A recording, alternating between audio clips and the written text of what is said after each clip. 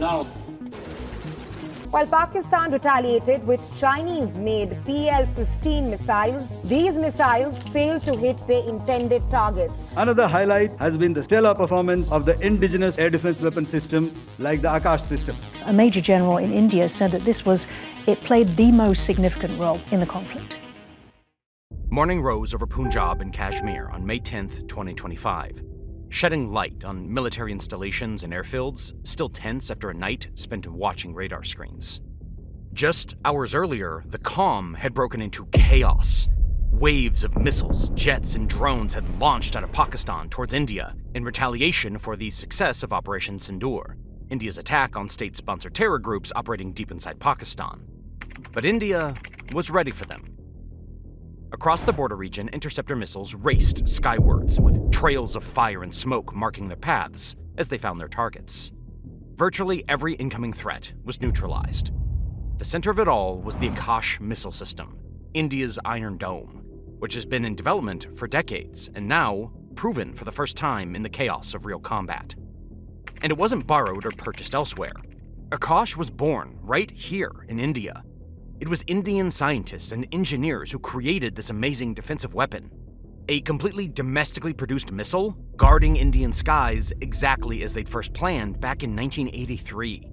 For Akash, this moment was its first real-world test, and it scored a 100, proof that India is fully capable of protecting itself into the future.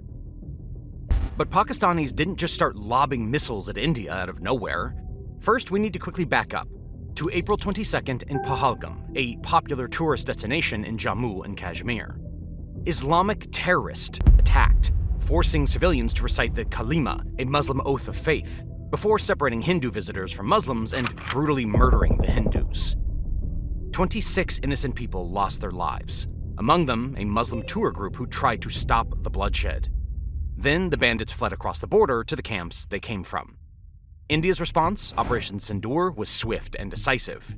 A precise strike against terrorist bases deep inside of Pakistan, but avoiding any civilian casualties. Pakistani nuclear threats were inevitable, but would they really go to war for these terrorists? Starting on the 7th of May, they tried, and they learned just how useless their Chinese weapons are in the face of a robust and layered air defense system. Because in a neighborhood armed with nuclear weapons, the stakes couldn't be higher. Any further destruction could have spelled nuclear war, and those don't have a winner. So, as the sun came up on May 11th, people on both sides of the border were finding fragments of destroyed missiles and drones, unexploded Chinese ordnances that had malfunctioned during the night, and even the debris of aircraft, including an F-16 and 2 YF-17s. The Indian weapons had found their mark in Operation Sindoor, but Pakistani weapons, 82% of which are Chinese imports, hadn't made it beyond the front line, thanks to systems like the Akash. A few Indian planes were lost inside Pak airspace, but the number is unconfirmed. When asked if it was 6, like the Pakistanis claimed, Anil Chauhan, the chief of defense staff of the Indian Armed Forces, denied that number and said that the claim is absolutely incorrect, and that is not information which, as I said, is important.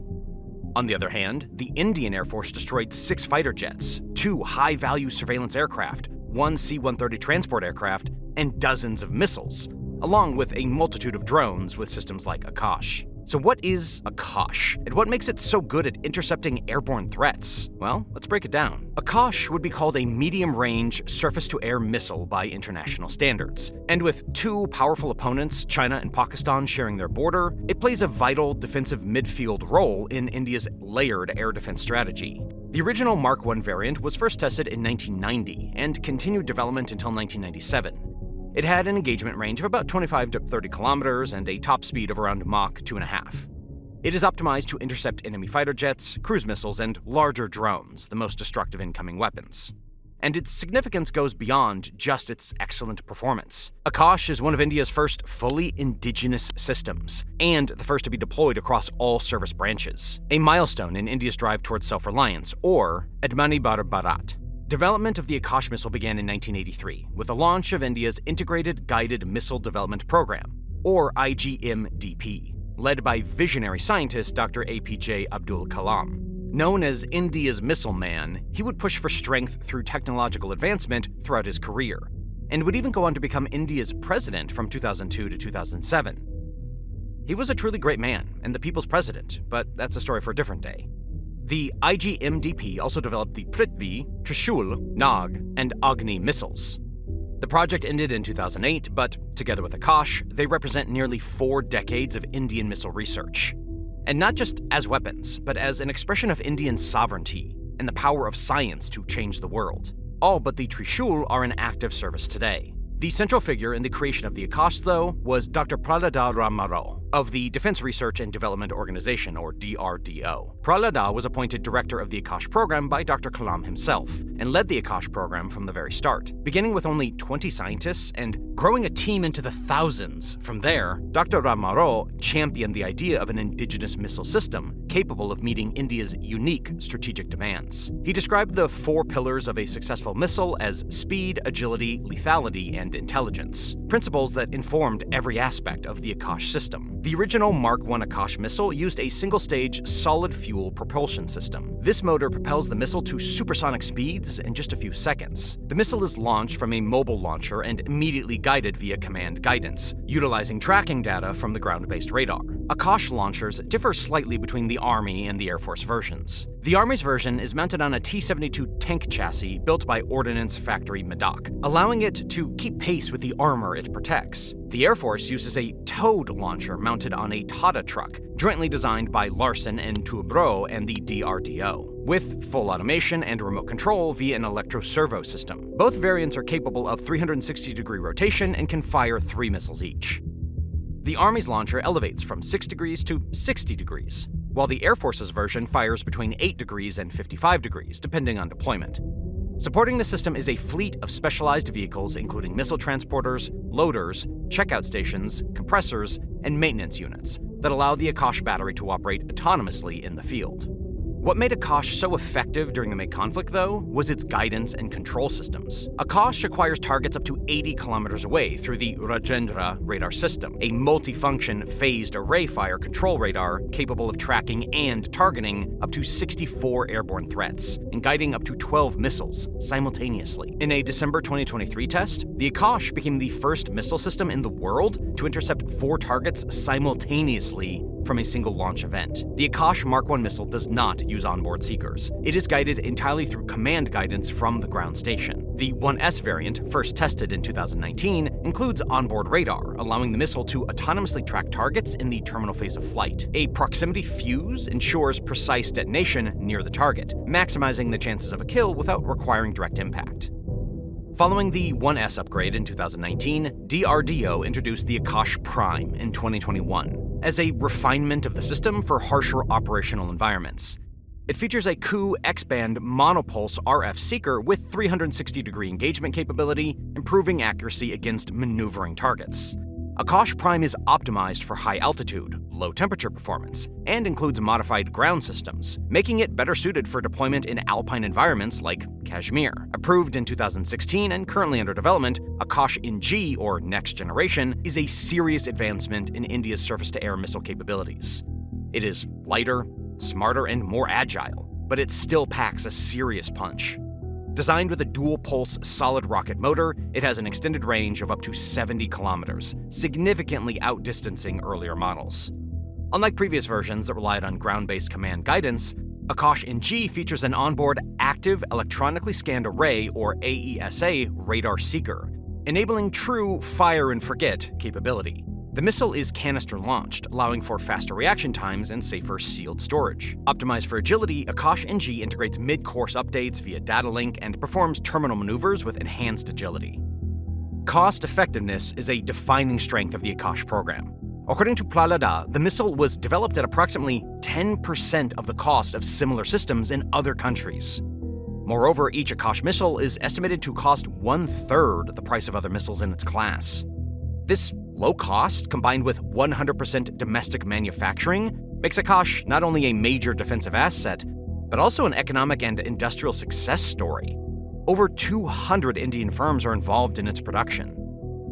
During Operation Sindoor, the Akash system was used in a real combat scenario to intercept dozens of incoming threats, marking its transition from a proven testbed to an active shield.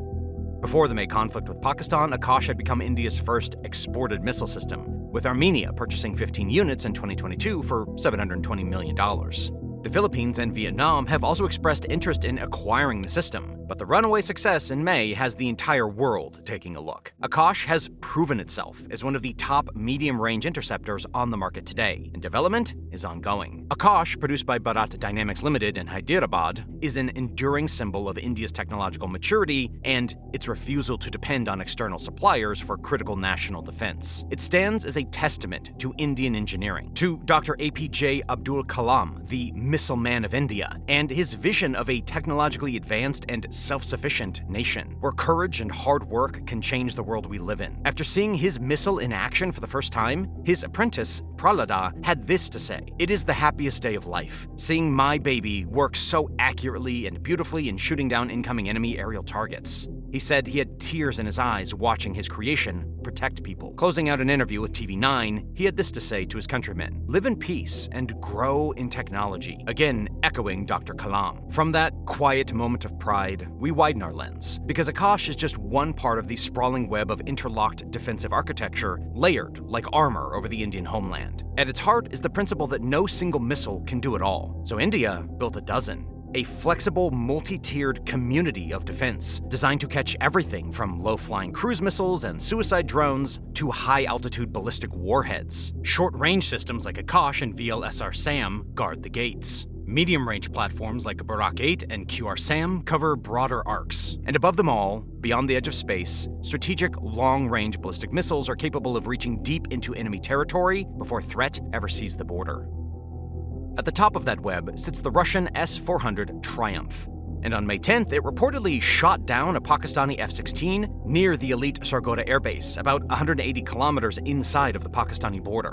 In another incredible shot, it was confirmed last week that the S-400 downed a Pakistani AWACS plane at 314 kilometers, a new world record. That's an aggressive but necessary application of India's defensive doctrine, one where a long-range interceptor isn't just an attack, but a defense against an enemy loaded with missiles and bombs that would have been headed for India. It's a tactical reality. The S-400 reached deep across the border and eliminated a dangerous threat before it could even attack. The foundation for this moment was laid back in 2018, when India signed a $5.43 billion deal with Russia for 5 full S-400 regiments. Each regiment has 16 launchers, 1 regimental command post, 2 engagement radars, 1 acquisition radar, plus all the support and missile carrier vehicles to keep everything loaded and operational. So with 5 regiments, we are looking at 80 launchers, each with 4 missiles. So when India receives the remaining 2 regiments from Russia, it will have as many as 320 missiles ready to fire at any given moment. As of this writing, Russian Deputy Chief of Mission in India, Roman Babushkin, said they would be delivered by 2026. He also hinted at more sales incoming. The purchase triggered a global stir. The United States opposed the deal, threatening sanctions under the Countering America's Adversaries Through Sanctions Act, or CAATSA. But India moved ahead anyway, banking on their position as a counterbalance to China in the region. Their reasoning was simple. No matter the politics, the country needed a system with enough reach to secure its skies against modern threats, potentially coming across 2 hostile borders. The S-400 is a long-range surface-to-air missile system developed by Russia starting in the Soviet 80s. It experienced a long development process due to, well, the collapse of the Soviet Union, but after a lot of false starts and challenges, the system was finally approved by the Russian government in 2007. It is considered to be one of the most capable operational defense platforms in the world. Its radar can detect targets at distances of up to 600 kilometers and track hundreds of them at once. It can simultaneously engage up to 36 targets using a mix of missiles with different ranges and capabilities.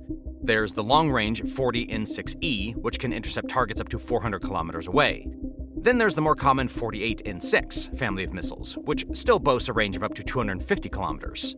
For fast and agile targets like fighter jets and cruise missiles, there's the 9M96E2. It has a range of 120 kilometers. These, along with a menu of other missiles, can be loaded into whichever launch tube the user chooses, making each launcher a Swiss Army knife of airborne destruction. The S-400 is engineered to be able to neutralize fighter jets, bombers, cruise missiles, ballistic missiles, and even stealth aircraft. The stealth aircraft hype is suspicious, though. In September of 2019, Israel's F-35 flew 200 kilometers through Syrian airspace, protected by the S-400 systems, to bomb Iranian-backed militants outside of Damascus, and then flew home, undetected. The system did seem to work for India against the F-16s, though. Each Indian S-400 launcher and all of its command, detection, and support equipment is mounted on mobile platforms. So the system can be repositioned quickly, allowing it to adapt to changing battlefield conditions and respond to shifting threats across the country's vast territory. This flexibility is critical for India.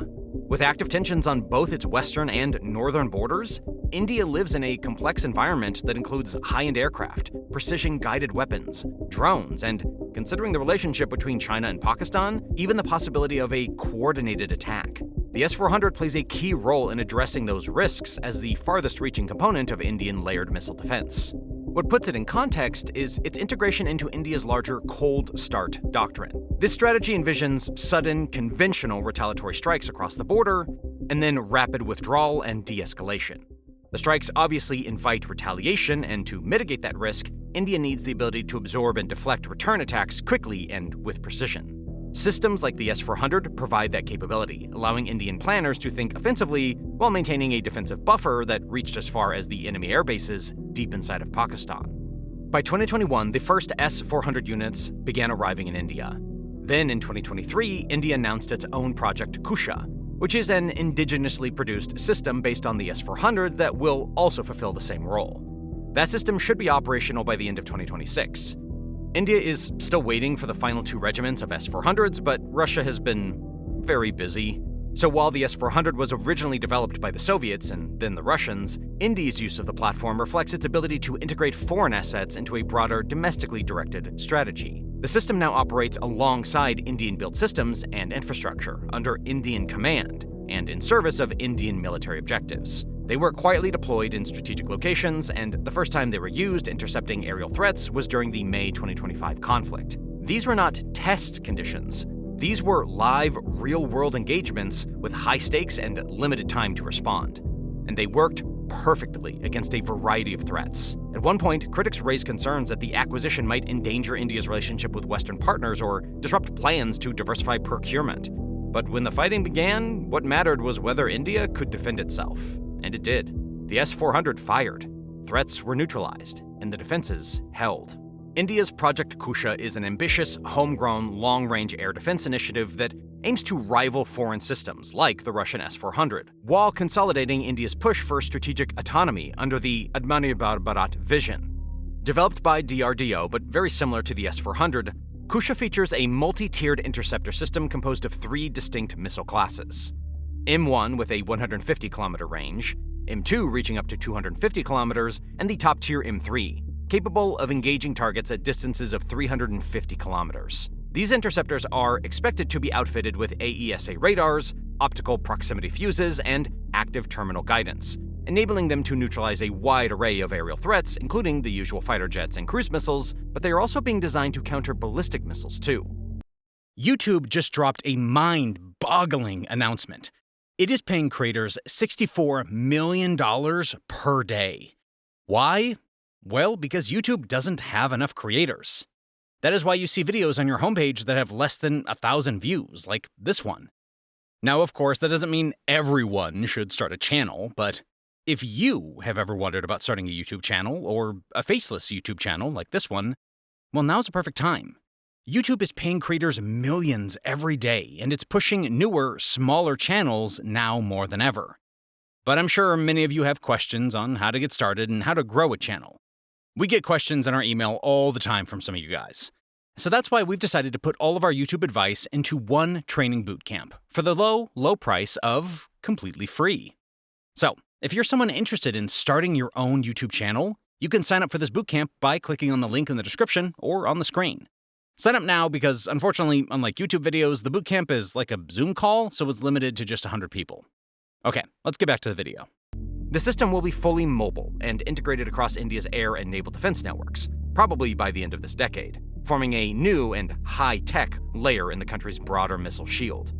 The prototype is expected to be completed within the next 12 to 18 months, with live trials extending up to 36 months afterward. If delivered on time, Kusha will replace imported strategic systems and give Indian commanders complete control over a long-range interception platform engineered and manufactured entirely on Indian soil and fully integrated with their C4 ISR system. Medium-range surface-to-air missiles do the heavy lifting in India's air defense network. Rather than chase bombers 400 kilometers away or swat drones off the runway, what they do is hold ground. These are air defense systems that guard the airspace over cities, air bases, military convoys, and other strategic infrastructure. They're fast enough to hit cruise missiles, agile enough to track fighter jets, and precise enough to manage multiple incoming threats at once. In a layered defense setup, they fill the space between long-range gear like the S-400 and close-in systems like the Spyder or the Samar. Whether they're stationed near a radar drone in the desert or rolling with a mechanized unit in the northeast, they're always close enough to act and far enough to matter. In a modern conflict, this is the tier that does the most work engaging incoming threats early, redirecting the enemy's plan and creating the breathing room that lets everyone else function. Jointly developed by India's DRDO and Israeli aerospace industries, the Barak 8 is one of the most advanced and versatile missile defense systems in India's arsenal. It's designed to intercept a wide spectrum of aerial threats with precision and speed. In Indian service, it has different names depending on the branch. MR-SAM was deployed in 2021 with the Air Force and Army, while LR-SAM deployed in 2017 with the Navy. The missile uses a dual-pulse rocket motor and an active radar seeker, giving it the ability to track and destroy maneuvering targets at ranges of up to 100 kilometers in the standard version, and 150 kilometers in the extended range variant. It launches vertically from compact 8-cell canister modules, making it adaptable to ships, mobile launchers, and static bases alike. Barak 8 is already deployed across Indian Navy warships, like the Kolkata and Visakhapatnam class destroyers, Talwar, and the new Nilgiri-class fighters, and even the new INS Vikrant aircraft carrier. On land, it forms the mid-range tier of India's defensive grid alongside Akash and QR-SAM. It's an automated system, capable of engaging multiple targets simultaneously and hardened against electronic countermeasures. Barak 8 is the system India relies on when threats are fast, low, and smart. It isn't an Israeli partnership anymore either. It's now fully integrated into India's command structure and produced domestically through Bharat Dynamics Limited, with components sourced from both countries. In a real war scenario, Barak 8 is what gives India the ability to fight off saturation missile strikes and swarm drone attacks at sea and on land before they get too close to their targets. The missile is using Israeli-sourced American GPS signal for guidance, however. Just like how the S-400 relies on Russia's GLONASS system. As India produces more of their weapons internally, those GPS systems will be replaced by NAV-IC, India's answer to satellite navigation. Developed by DRDO and based on the air-launched Astra Mark I, the VL SR SAM is India's first fully indigenous vertical-launch naval interceptor, built to defend the Navy from sea-skimming threats at close range. It launches cold, propelled by compressed nitrogen from an 8-cell module, igniting mid-air and snapping into motion at speeds of up to Mach 4, with 8 cruciform fins and thrust vectoring that let it pivot instantly towards incoming targets. It has a 50-kilometer range guided by an Indian-built radio frequency seeker and data-linked command control, enabling mid-course updates and precision strikes without the need for foreign radar packages or external guidance. The system can be deployed on ships as small as corvettes, making it an ideal workhorse for India's rapidly expanding ocean fleet and lightweight enough for future unmanned or drone escort platforms. Testing began in 2021, and by 2025, it had proven its ability to launch from a moving warship, intercepting fast-moving targets at the edge of its radar horizon, and cycle quickly for follow-up shots.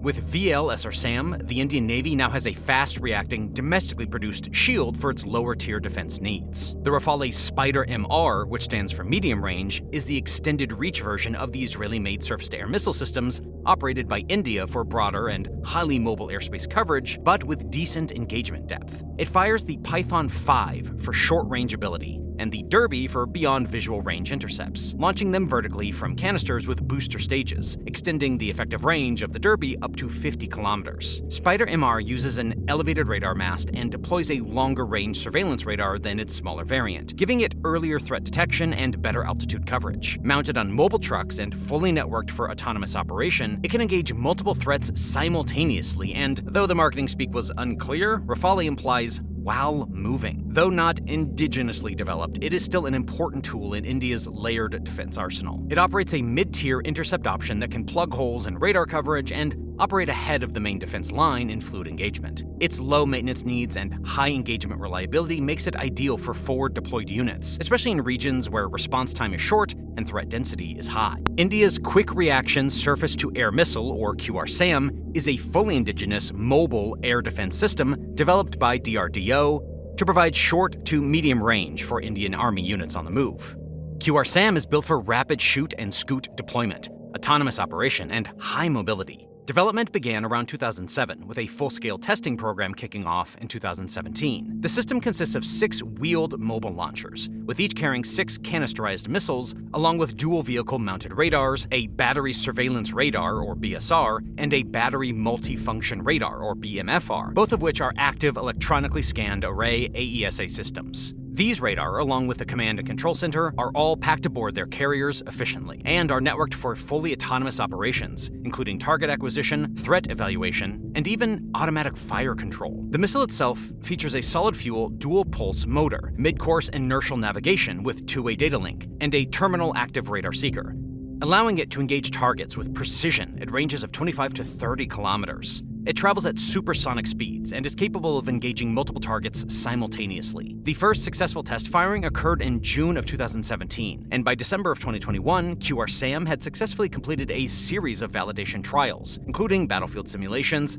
salvo launches, and no-escape zone engagements. The system demonstrated full operational capability with direct hits on aerial targets, confirming its ability to work under electronic warfare conditions, and jamming. The Indian Army is using QRSAM to replace older, less agile systems like the Cold War-era Russian Kvadrat, and doing it with an Indian system. Short-range missile defense systems are built as a last line of defense for the moment when time runs out. These are the interceptors that fire when danger is close and destruction is imminent. So they have to be fast and responsive, meant to protect individual targets like warships, airfields, and mobile battalions, not whole regions like a medium-range missile or projecting power like the long-range. In India's layered defense grid, they sit at the bottom rung, closest to the fight.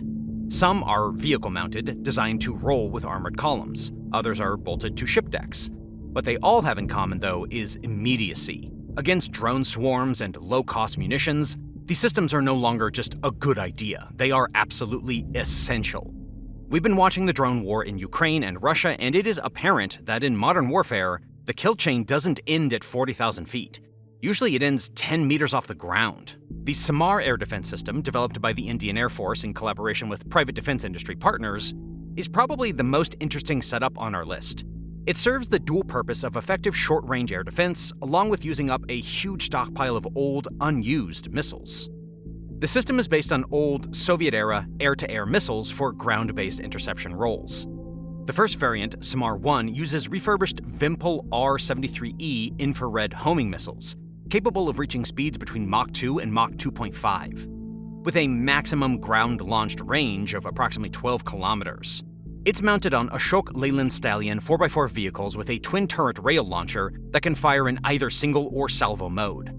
The system went through 17 test firings before being publicly fielded during Exercise Astra Shakti in December of 2023, and later saw real-world combat during Operation Sindoor in May, where it successfully intercepted low-altitude threats near Jammu, Srinagar, and Amritsar. Its heavier counterpart, Samar 2, is based on Vimpel R-27 missiles, modified for semi-active radar homing and infrared guidance. Though the original air-launched R-27 could reach up to 90 kilometers, the Samar 2 is expected to have an effective ground-launched range of 20 to 30 kilometers, due to the lack of boosters when mounted to the Tatra T815 8x8 vehicles, a classic for offering off-road mobility and handling a variety of payloads. Unveiled at Def Expo 2022, Samar 2 is slated to begin live fire testing in December of 2024. Together, the two systems give India an adaptable, mobile, short-range air defense layer built from recycled missiles and old trucks, showing Soviet-era tech on the modern battlefield. And they aren't the only ones. Ukraine has Frankensams, old Sidewinder missiles that America has repurposed for a ground-launched role. The short-range variant of the Spyder, the SR, is a quick reaction air defense system designed to intercept incoming threats within a 15-kilometer radius, engaging aircraft, but also lower-cost UAV swarms and precision-guided munitions.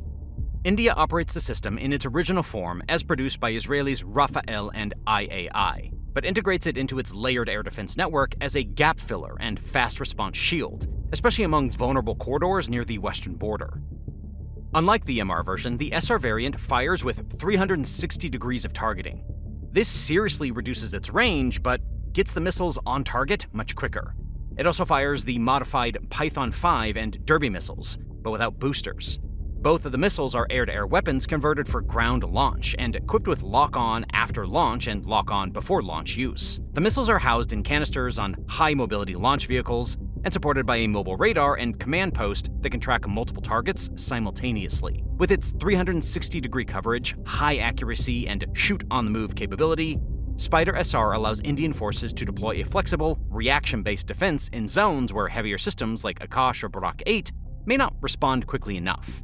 It's not a long-range tool, but it is a fast, lethal, and smart one, especially in contested or fast-moving combat zones. The last missile we're going to cover is the venerable Barak 8. Originally developed by Israeli Aerospace Industries and Rafael, the Barak 1 was one of the first foreign missile systems widely adopted by the Indian Navy. They needed a fast and agile missile for point defense, mainly Navy ships.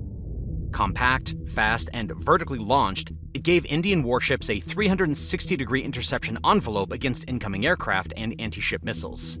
Each missile measures just over 2 meters long and weighs under 100 kilograms, armed with a 22-kilogram fragmentation warhead and guided by radar command control.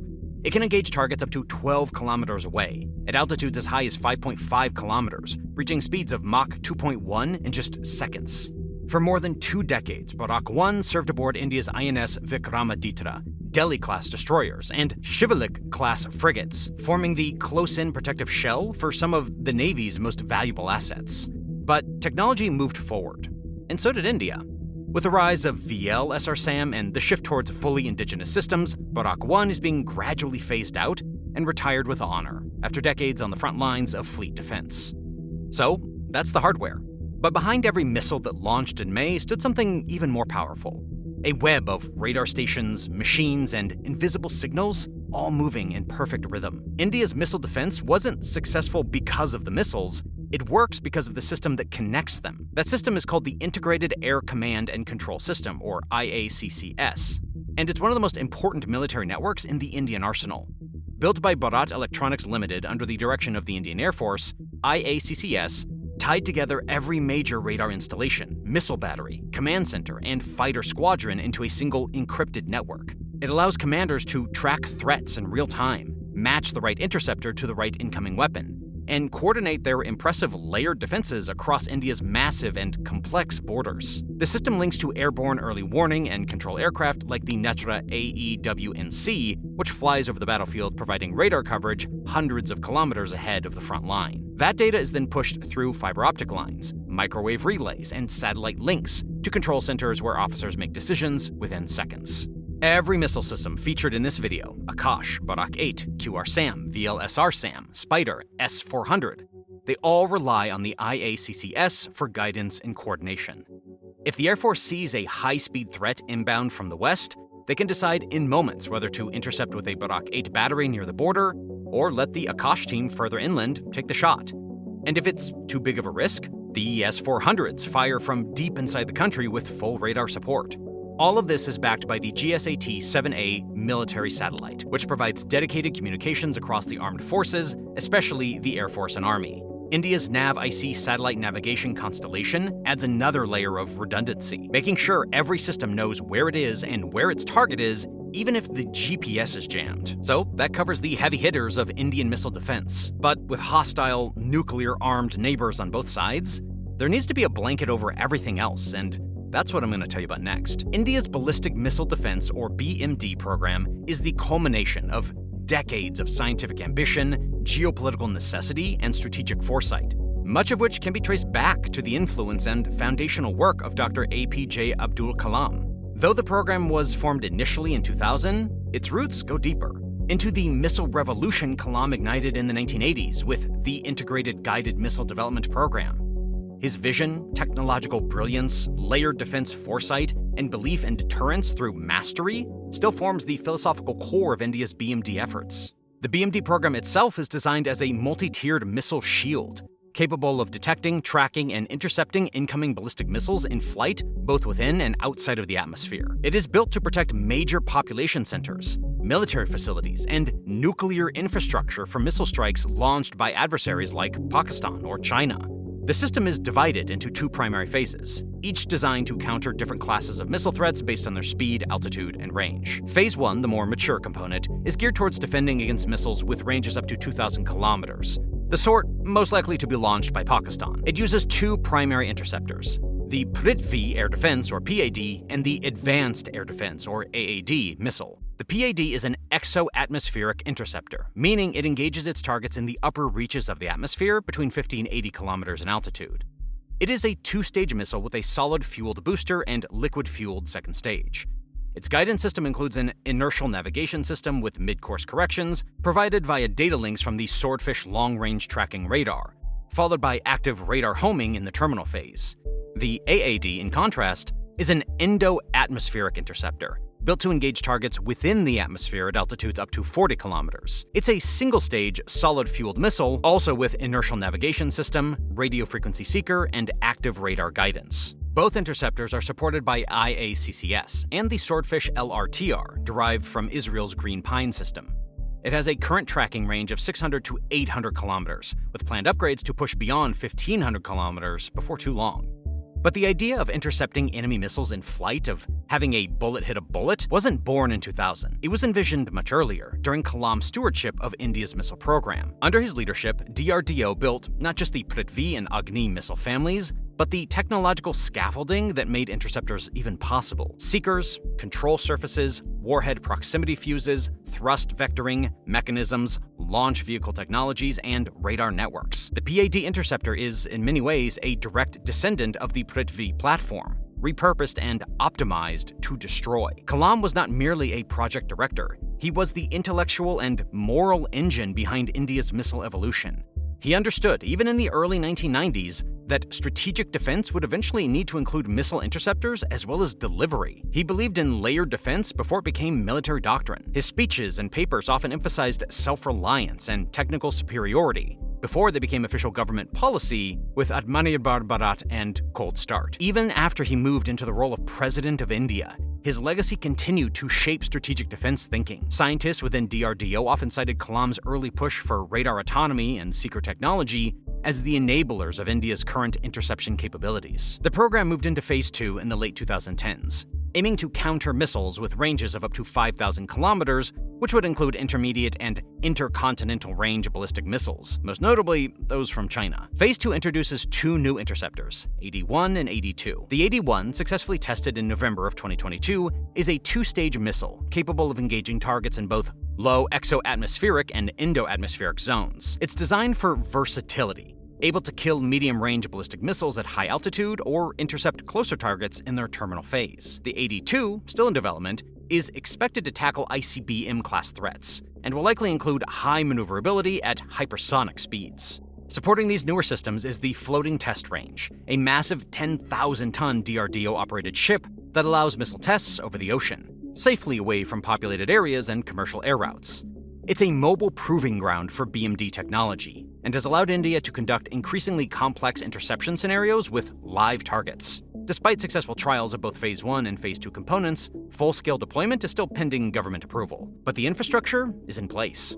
These systems have been validated, and deployment-ready units have been manufactured. India already has limited operational capability and could activate the BMD network quickly in the event of escalating threat conditions. In every piece of this program, whether it's the Prithvi-based kill vehicles, the solid-fueled AAD, the indigenous radar tech, or the autonomous data links, Dr. Kalam's influence is in it. Not because he managed this specific program, but because he built the machine that made it possible. India's ability to destroy a nuclear-capable missile mid-flight is more than a triumph of engineering. It's the realization of a vision and hard work that was Dr. Kalam's belief for India. Unless India stands up to the world, no one will respect us. In this world, fear has no place. Only strength respects strength. Thanks for watching.